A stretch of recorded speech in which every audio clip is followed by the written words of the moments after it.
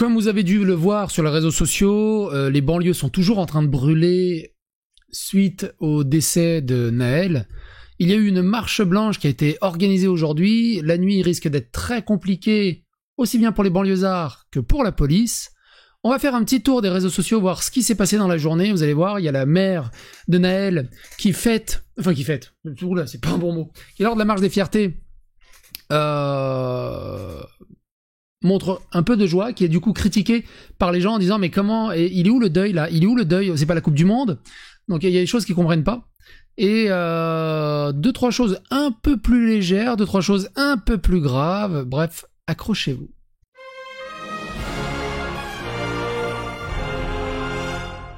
Attention, please.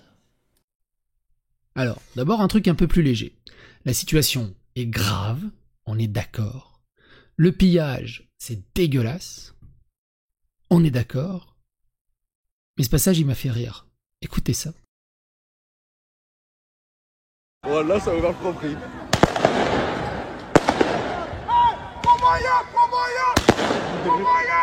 Voilà, ça m'a ouvert. J'ai rien d'autre à ajouter. Mais vraiment rien d'autre à ajouter. Et du coup, marche de la révolte. C'est qui la chanteuse là? Ah, c'est quand même. Il y a donc ça, c'est la mère de Nahel. Il y a déjà des t-shirts pour Nahel. Il y a l'autre là, Assa Traoré, qui a rejoint le mouvement, évidemment. Affrontement en cours à Nanterre suite à l'assassinat du jeune Nahel par un policier. À Nanterre, c'est de la folie hein, en ce moment. 6200 personnes qui défilent pour rendre hommage à Nahel. Merci à eux d'être aussi nombreux. Justice pour Nahel, marche de la révolte, pardon. Un feu est allumé dans un bâtiment de tension en cours à Nanterre. La marche blanche dégénère à Nanterre, mortiers et projectiles contre les lacrymogènes. Est-ce que c'est utile d'entendre le son ?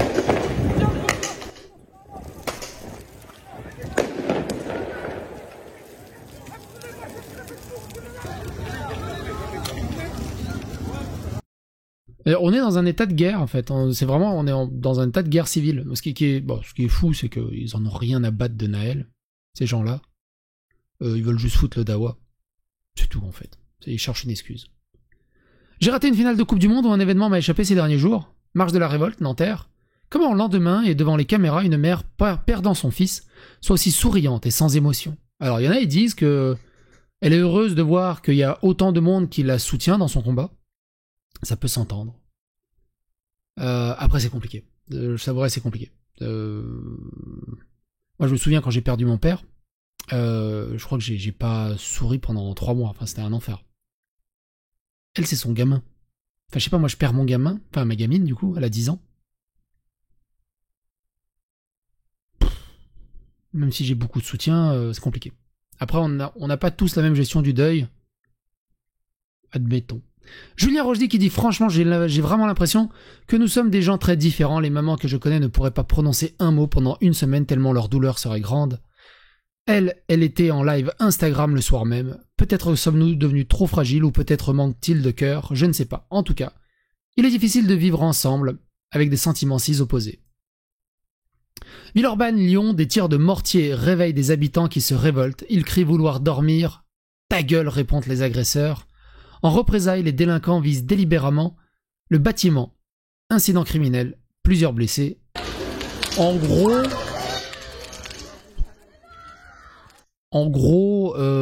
donc si je dis pas de bêtises, c'est une grand-mère avec son fils, avec son petit-fils du coup, qui a dit un ta gueule, qui a juste appelé au calme parce que le petit-fils dormait.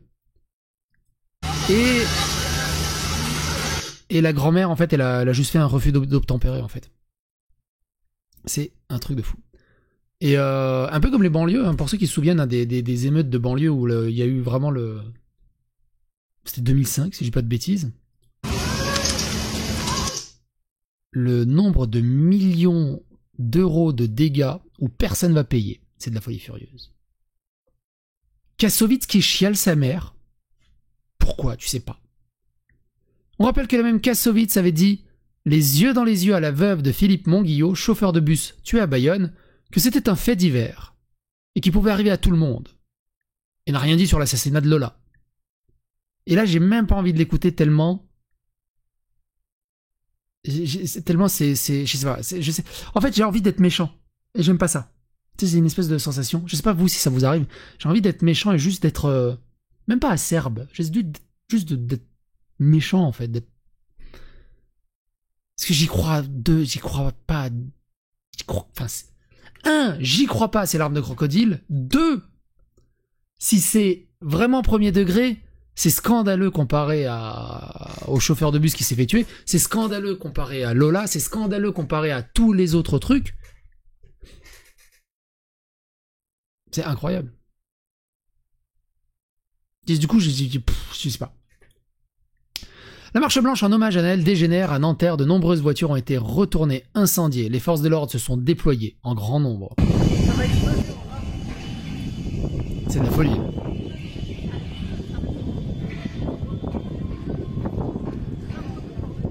C'est incompréhensible. Parce que là, il n'y a rien, c'est de la pure malveillance, de la pure destruction. Il y a pas de, c'est pas genre la réforme des retraites, il n'y a pas de revendication, il n'y a que dalle. C'est juste, on défonce tout, on brûle tout. Il n'y a rien. Clémentine Autain qui dit énormément de monde à la marche pour Naël à Nanterre. Un message, plus jamais ça. Il est urgent de changer la loi et la doctrine du maintien de l'ordre. Et moi, j'ai pas compris qu'est-ce qu'elle appelle il est urgent de changer la doctrine du maintien de l'ordre. C'est pas bien le maintien de l'ordre au bout d'un moment? C'est pas bien? Genre, d'ailleurs, il est où le maintien de l'ordre? Les banlieues sont en train de cramer. Il y a rien. Il y a aucun maintien de l'ordre. Enfin, je les vois pas. Alors, soi-disant, ils ont annoncé beaucoup de flics pour ce soir. Mais j'ai vu du maintien de l'ordre pour la réforme des retraites. On a fait, il y a toute une playlist à la réforme des retraites. Je vous invite à aller regarder. On a beaucoup critiqué la police à ce moment-là. Il y a eu un maintien de l'ordre qui était surabusif. En face des vieux, j'ai vu quand tu vois des vieux traîner au sol, tu dis comme des sacs poubelles, tu dis qu'est-ce qui se passe? Je suis en France. On a vu du maintien de l'ordre avec les gilets jaunes. Là, avec l'embrasement des banlieues, il est où le maintien de l'ordre? Jordan Bardella qui dit « Je prends M. Mélenchon pour un danger public, ses propos sont irresponsables et incendiaires. Il est systématiquement dans la roue de tous les délinquants et de tous ceux, plus largement, qui veulent détruire la République. » Parce que Mélenchon a appelé aux émeutes, enfin il justifiait. 4e génération de descendants d'immigrés, même leur deuil ne colle pas avec les mœurs françaises. Ça a beaucoup choqué. Ça a beaucoup choqué de voir la mère de Naël en roue libre. Mathieu Kassovitz pleurniche aujourd'hui sur le pauvre sort des banlieues, qu'on rénove après chaque émeute avec l'argent des Français qui bossent. C'est Daniel Conversano qui parle. Il nous ferait presque croire qu'il en vient. Le voici adolescent, bien propre sur lui, bien bourgeois. Comme d'habitude, les artistes et les gens du showbiz qui vous parlent des banlieues et de leurs habitants comme d'un trésor sont précisément ceux qui ne les connaissent pas. Aujourd'hui, Kassovitz joue un rôle qui va avec la gueule cassée de son âge, mais ne vous y trompez pas, ce n'est pas un garçon des quartiers. Putain, on dirait Harry Potter, quoi, le truc.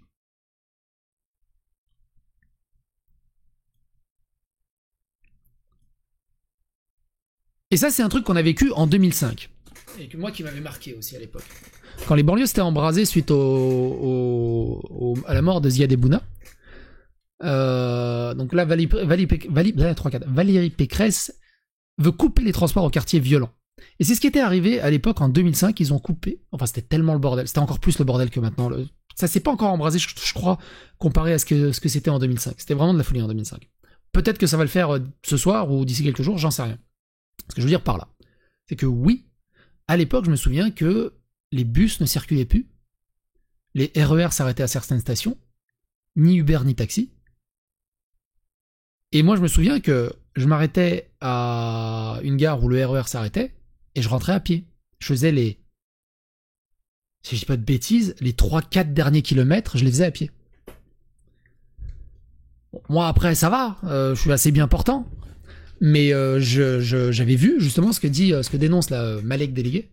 Il dit lourd pour nos darons qui veulent aller bosser tard le soir ou au petit matin, la nullissime Pécresse plus idiote qu'elle ne vous trouverait jamais. Et en fait, je me souviens moi justement des personnes âgées, de tout ça, ou qui vont faire leurs courses et tout, qui étaient obligés de rentrer à pied c'était de la folie. C'était une ambiance très très folle. Et là, c'est pareil. Qu'est-ce que fait la police? Pourquoi ils foutent pas des flics dans chaque tram de train et puis j'en sais rien au bout d'un moment. Qu'on laisse exploser sa colère, je veux bien. Qu'on défonce les infrastructures qui te font vivre dans ta banlieue, c'est complètement con. C'est une connerie absolue. Si tu défonces tout, tu brûles les écoles, tu brûles les trains, tu brûles les terrains, tu brûles les banques, tu brûles tout. Et après tu vas dire, ouais, le gouvernement il nous laisse tomber, ils s'en foutent de nous. Mais à chaque fois, tu vas dire, arrêtez de tout casser.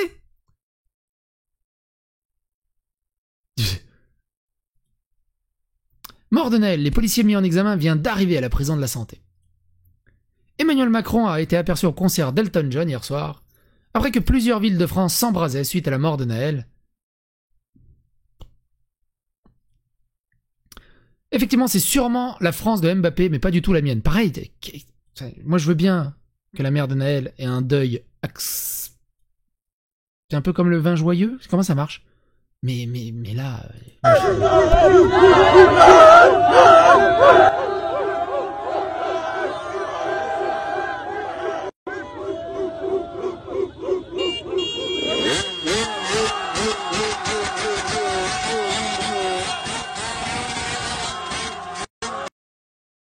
Et là, je suis désolé.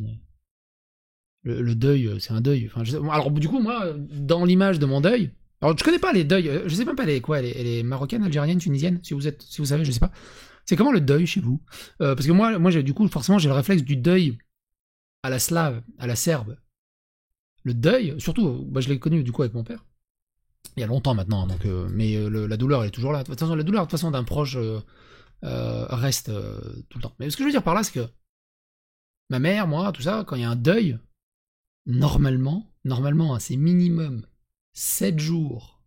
Ma grand-mère portait un fichu noir sur la tête, c'était un deuil. 0 musique.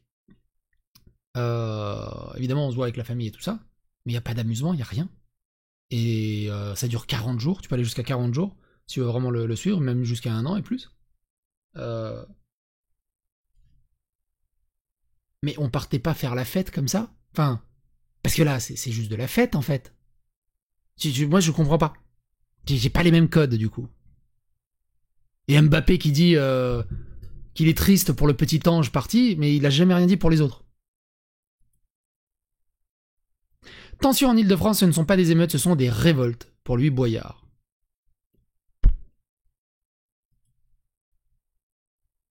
Alerte Info même Alerte Info qui se prend la tête avec Serfia. Ayez un peu de dignité et supprimez votre tweet qui incite des individus à pénétrer dans un zoo au lieu de m'attaquer sur des tweets « Je vous aimais bien », mais vous devenez toxique. Le culot, ces tweets servent à quoi alors? Bon, ça sert à rien.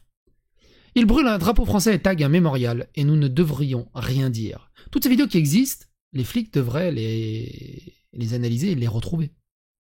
Tous, jusqu'au dernier. Mais t'as une espèce d'injustice, et du coup, les gens,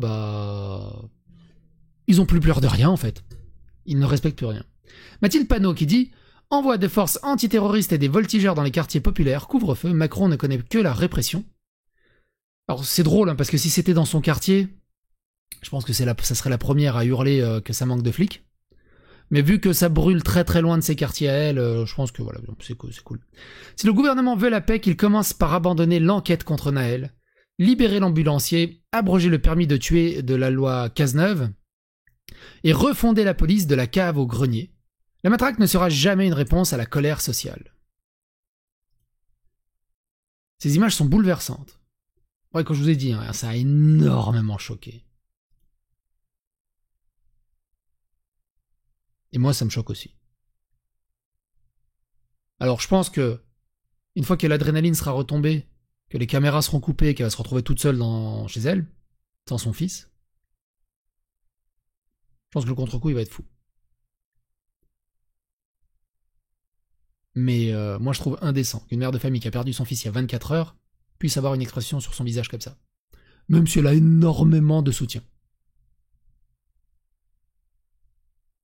C'est dur, hein, ce que je dis, mais c'est ce que je ressens.